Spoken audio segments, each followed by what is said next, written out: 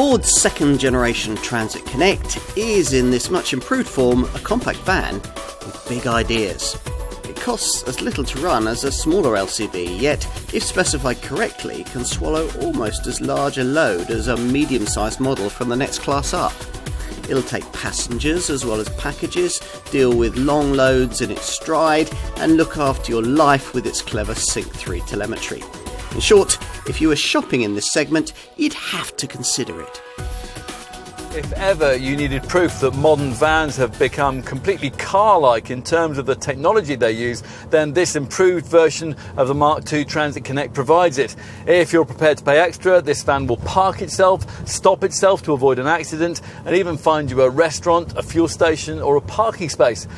This Ford has evolved beneath the bonnet too, thanks to the installation of a more refined and efficient 1.5 litre EcoBlue diesel unit, and that's available in a choice of 75, 100, or as in this case 120 PS outputs. Avoid the base unit and there's the option of a new 8-speed automatic gearbox, and the brand also offers an alternative 100 PS 1 litre EcoBoost petrol power plant for urban businesses likely to be carrying lighter loads. Whatever your choice beneath the bonnet, you'll find that this Transit Connect has retained its segment leadership in terms of drive dynamics. Once you've dropped off your load, you can even imagine rather enjoying yourself on the way home around the twisty stuff in one of these, up to a point. Mindful of the fact that this Transit Connect would also form the base for two car-like MPV Tornado models, Ford has styled it to look as interesting as the necessarily boxy shape would allow. The main visual change over the original version of this second generation design is the adoption of this 3-bar transit grille. Inside, if you happen to be familiar with the original version of this second generation model, you'll notice quite a few changes with this revised version. Smarter trimming materials feature, and the centre stack is completely different with redesigned ventilation controls, and if you paid extra, this smart 6-inch Sync 3 colour touchscreen sprouting from the top of the fascia. Now, Transit Connect buyers can choose between either the usual 2-seat format that we have here or the dual passenger seat that we'd recommend. The other advantage of ordering the dual passenger seat is it can be combined with the useful load-through hatch, which enables you to push long items through from the cargo area.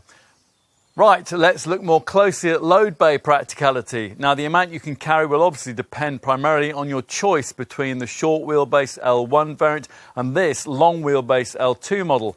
Both body styles offer 1269mm of load space height and 1538mm of load space width. That's a figure that narrows to 1249mm between the wheel arches. The L1 offers 2.9 cubic metres of capacity and a door to bulkhead load space length of 1558mm.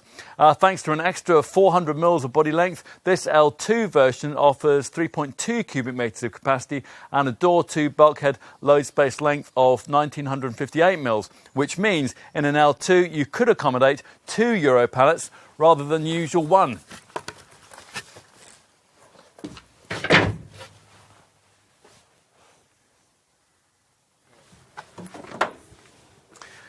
Specifying the useful load-through hatch into the cabin allows you to increase your loading length considerably to 3 metres in the L1 or as much as 3.4 metres in this L2.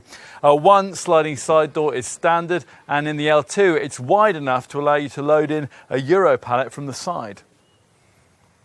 It was the Transit Connect that properly established the compact van segment, and it's this model line that has probably done most to further develop it too. What hasn't changed in 2 decades, though, is the class-leading drivability of this LCV. Add to that the fact that it's unbettered in its class in areas like in-cab infotainment and the availability of camera-driven safety provision, and you can see why it remains the segment sales leader in our market. Still an odd job van perhaps, but these days a very clever one indeed.